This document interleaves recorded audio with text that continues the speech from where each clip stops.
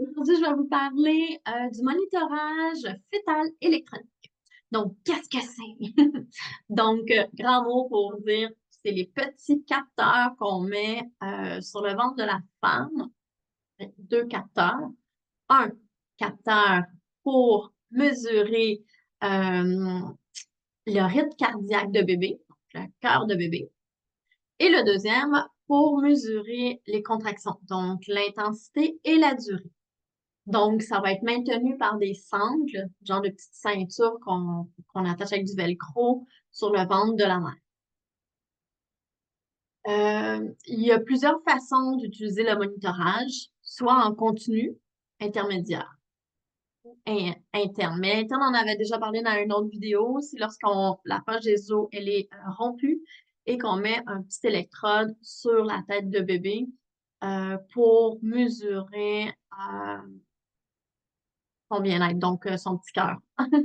On va le voir à même le cuir chevelu du bébé. Donc là, on ne va pas en parler. Donc, évidemment, quand on fait cette intervention-là, lorsqu'on fait un monitorage interne, en général, c'est pour parce qu'on veut vraiment s'assurer de l'état de bébé avant d'aller en césarienne, en général, ou pour se sauver. Donc là, on va parler vraiment du monitorage en continu ou intermédiaire. C'est quoi la grosse différence entre les deux?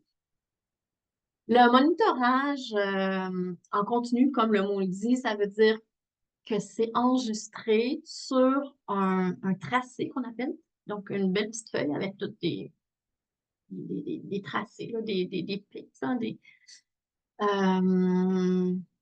en continu. Donc, tout le long, donc dès que vous rentrez à l'hôpital jusqu'à temps que vous donnez naissance. Donc, ça, c'est en continu.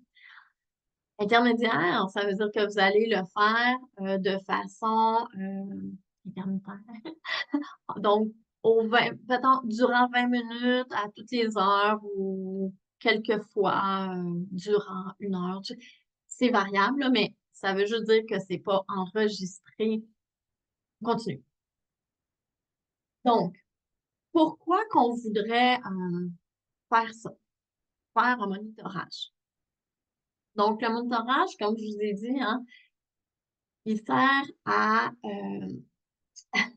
mesurer les contractions. Fait qu'on va voir la durée, l'intensité. On va mesurer, comme je vous dis, la fréquence cardiaque de bébé.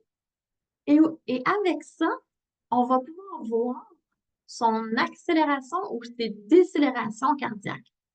Et je vous dirais que c'est ces deux systèmes-là qui font en sorte si on s'en va, oui ou non, en urgence, ou si on sent que bébé est vraiment en détresse. C'est vraiment les accélérations puis les décélérations, tout dépendamment de qu'est-ce que bébé fait.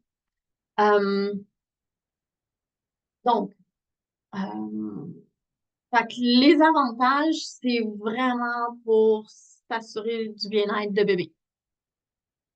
C'est pas mal ça. Évidemment, si vous avez une grossesse à risque ou si vous avez des complications durant l'accouchement, automatiquement, vous allez avoir un monitorage en continu. Si vous avez aussi des injections pour perfusion, plutôt qu'une injection, perfusion, pour du pitocin ou pour un autre médicament ou pour un déclenchement ou, tu sais, ou là, automatiquement, on va mesurer, on va vous garder le monitorage en continu. Comme si vous avez une hypertension ou de l'hypotension, si vous avez des fois même le diabète aussi, ils veulent le garder. Donc, sachez qu'une grossesse et un accouchement physiologique où il n'y a pas de complications en tant que telles, ou que tout se déroule normalement, vous n'avez pas besoin d'avoir un monitorage en continu. D'autant plus que même l'OMS ne le recommande pas. Ça favorise vraiment plus de césariennes quand il est en continu. Pourquoi? Parce que ce petit tracé-là, oui, c'est un tracé, on va dire, légal. Donc, ça protège la corps médical s'il arriverait quelque chose. Par contre, euh, c'est pas toujours juste. Donc, il faut recalibrer souvent, hein, la machine. Il faut aussi redéplacer les électrodes, pas les électrodes, mais les capteurs, hein, parce que si bébé bouge, si vous avez bougé, euh, c'est ça. Fait que ça pourrait porter à confusion.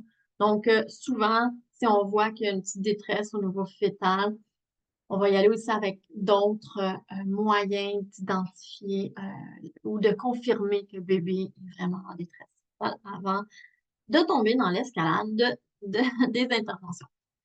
OK. Fait que ça, c'était les avantages. Les inconvénients, comme j'ai dit, ça peut amener à une escalade d'intervention.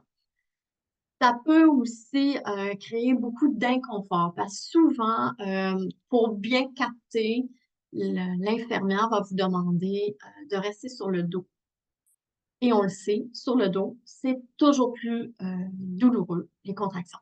C'est pas une position qui est favorable pour bien gérer les contractions.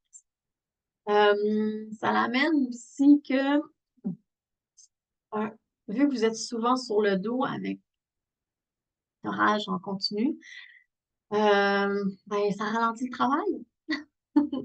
Donc, encore là, on s'en va vers d'autres interventions. Ça vous limite dans vos mouvements aussi. Donc, c'est sûr qu'en continu, on peut pas vraiment marcher, on peut pas être vraiment aller dans le bain, on peut pas être vraiment debout, assis sur le ballon. Ça se fait, je l'ai déjà fait, assis sur le ballon. Mais ce que j'ai pu remarquer avec mes clientes, c'était que l'infirmière était vraiment obligée de maintenir le capteur pour mesurer le cœur du bébé avec sa main. Parce que lorsqu'on est penché sur le ballon, euh, ça change un petit peu le positionnement, puis bébé il bouge un peu plus, hein, il va descendre plus rapidement. Donc, automatiquement, elle est tout le temps obligée de maintenir sa main là pour essayer de bien capter le cœur de bébé. Donc, c'est ça. Fait que ça, c'est en gros un peu les désavantages. Donc, pour en continu, on va y aller vraiment quand c'est nécessaire. Donc, si vous avez pris le pitocin, ça, c'est sûr, là. Si vous avez pris l'épidural aussi, euh, c'est non négociable. Ou s'il y a d'autres complications durant le travail. Sinon, si votre travail se déroule normalement, demandez l'intermittence. L'intermittence, c'est, comme je vous ai dit, aux 20 minutes environ, non, pendant 20 minutes, on va mesurer les contractions, puis, puis après ça, ben, la femme, elle va pouvoir être libre. On va faire ça 20 minutes aux heures à peu près. Sauf quand on va être à peu près à l'heure, après 10 centimètres, qu'on va être à la poussée, là, ils vont vouloir le garder en continu ou ils font tout de suite après la contraction. Donc, juste pour s'assurer que bébé, il reprend bien. Euh, donc, ça, c'est à peu près ça. On pourrait demander aussi, ce que je ne vous ai pas dit dans l'intermittent, c'est qu'on a les Doppler. Comme lors de votre rendez-vous avec votre médecin que vous avez sûrement fait ou votre sage-femme, ils ont des Dopplers. Donc, c'est un petit appareil, on met du gel, puis sauf que ça mesure juste vous allez entendre juste le cœur du bébé. Ça mesure pas les contractions. Donc, ça va falloir qu'on mette sa main, regarde la montre. Donc, donc c'est ça. Le Doppler, qu'est-ce qui est magique avec le Doppler? C'est premièrement, j'ai rarement vu des infirmières qui vont venir à vraiment toutes les heures. Pour vrai. Ils te le disent d'emblée. Madame, si vous prenez ça, il va falloir que je vienne. Dites oui. Dites oui parce que c'est souvent rare qu'ils vont vraiment venir à toutes les heures. À moins, comme que je dis, qu'il y a des complications durant le travail. Sinon, ils vont vous laisser quelques heures d'affilée tranquille. Et aussi, le Doppler, il va dans l'eau. Donc, même si vous êtes dans le bain, vous allez pouvoir rester longtemps dans le bain, puis elle va pouvoir mesurer le cœur, ben, entendre, écouter le cœur du bébé. Donc, je trouve que si vous avez un travail qui se fait de façon physiologique, Le Doppler, c'est le meilleur des mondes. Puis lorsque vous allez pousser, comme je dis, même avec le Doppler, ils vont pouvoir écouter le cœur du bébé après chaque contraction. Ça, c'est important. Là, je vais faire un petit message pour le papa ou la personne qui accompagne la femme qui donne naissance. Le tracé, même si, mettons, vous dites, OK, on le veut intermittent, que ce soit intermittent ou en continu, il y a un petit son, hein, parce que là, on entend tout le temps le cœur du bébé. Ça fait vite, là, le cœur du bébé. Ce n'est pas rassurant dans la psyché. Au niveau, ouais, au niveau subtil, ça ne l'est pas. Fait que si des fois, les gens disent, ah oui, oui, ça me rassure. Non, non, non. Parce que si le capteur, il bouge, ou le bébé bouge, et là, imaginez là, vous êtes concentré là-dessus, là. Et là, il se déplace, le cœur. Là, ça fait, puis il n'entend plus. Mais là, vous, ça fait, vous arrêtez de respirer parce que, oh non, qu'est-ce qu'il y a? Et voilà, une montée d'adrénaline pour rien. Donc là, un stress pour rien. Ça, c'est la première des choses. Donc, on ferme le son. L'infirmière va pouvoir le remonter lorsqu'elle va être là.